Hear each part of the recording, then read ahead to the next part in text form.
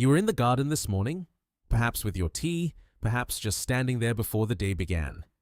And the magpie was there, on the fence post, not looking at the ground, not looking at the feeder, looking directly at you. Something about that moment made you stop. That instinct of yours was correct.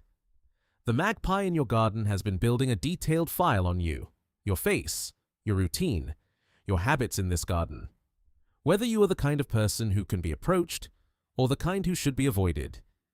It built that file without your knowledge, and it has almost certainly shared what it knows with the others. Welcome to Garden Bird Secrets. If you're new here, subscribe, because what you're about to learn will change every morning you spend in your garden. In the next few minutes, I'm going to show you 5 things about the magpie in your garden, 5 things that most people never find out. Stay until the end, because the 5th is the one that will change how you see every morning you have ever spent in this garden. For 400 years, people in Britain have felt something very specific when they see a lone magpie. Not simply bad luck, something more precise than that. A feeling of being seen, of being noted. The rhyme was dismissed as superstition. But the people who created it were doing something else entirely. They were recording what they had actually observed. This is something British people have felt for centuries. Now we have language for why. The first thing. The magpie in your garden is not looking at you the way an animal looks at a vague threat. It is looking at you the way one individual recognizes another. Professor John Marzluff and his research team at the University of Washington conducted an experiment that, when the results were published, brought the scientific community to a standstill.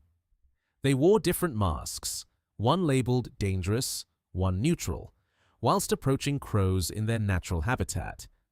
What they found?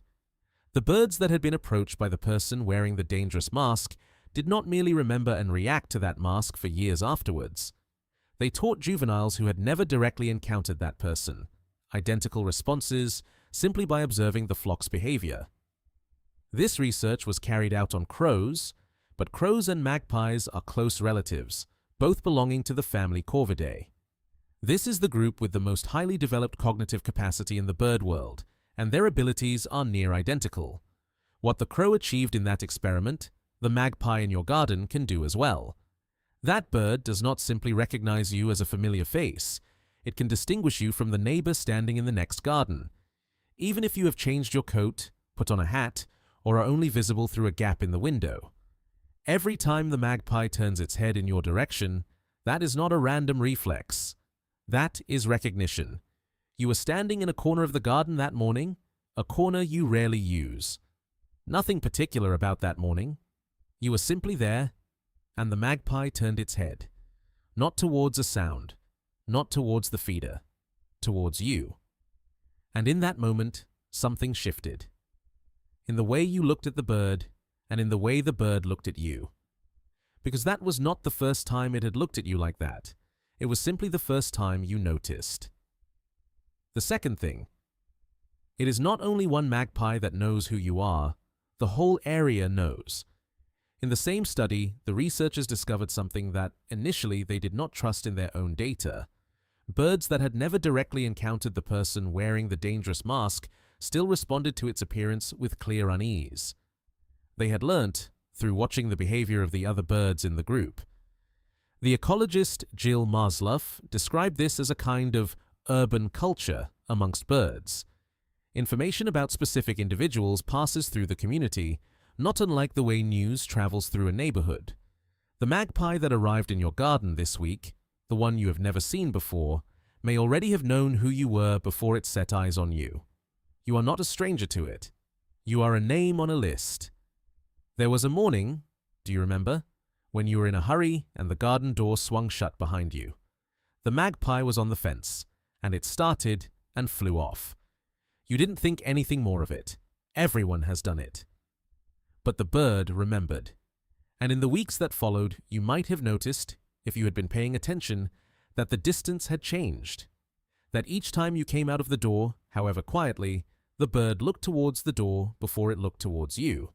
It hadn't forgotten. It was simply updating your file. The third thing explains why that door is still in your file. 3 years on. Professor Emery Clayton at the University of Cambridge spent decades studying memory in the corvid family.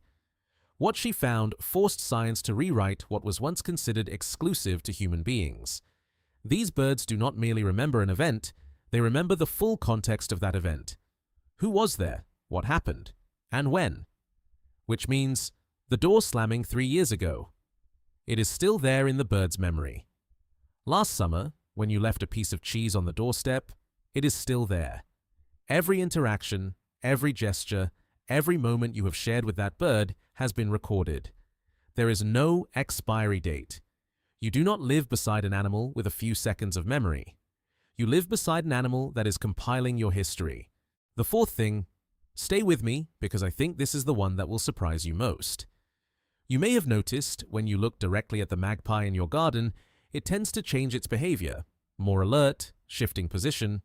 But when you turn away or look elsewhere, it seems more at ease. You were not mistaken. In research published in the journal Science, Professors Nathan Emery and Emery Clayton at Cambridge argued that the corvid family possess a basic form of what psychologists call theory of mind, the capacity to understand that other individuals hold different perspectives, different information, and different intentions from their own.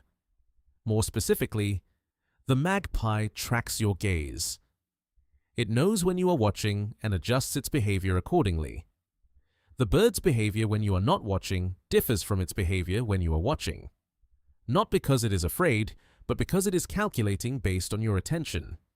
It reads your gaze the way you might read a weather gauge, and it adjusts accordingly. And the fifth thing, the one I promised at the start, is something no other bird in your garden can do. There is a test in psychology known as the mirror test. You place an animal before a mirror. You mark a small colored spot on its body, somewhere it can only see via the reflection. If the animal recognizes that the image in the mirror is itself, if it attempts to remove that mark, that means it has a form of self-awareness. In the history of science, only a handful of species have passed this test: chimpanzees, dolphins, elephants, and human beings. In 2008, Professor Helmut Preyer at Goethe University Frankfurt carried out the mirror test on magpies. He placed small colored marks on their feathers, in positions only visible through the mirror, and he watched what happened next. The magpies attempted to remove the marks, not because they saw an unfamiliar bird, but because they looked into the mirror, recognized that the image was themselves, noticed something wrong on their own body, and tried to put it right. This is the only bird species in the world to have done this. Someone wrote to me about an afternoon in their garden, and the phrase they used has stayed with me a long time.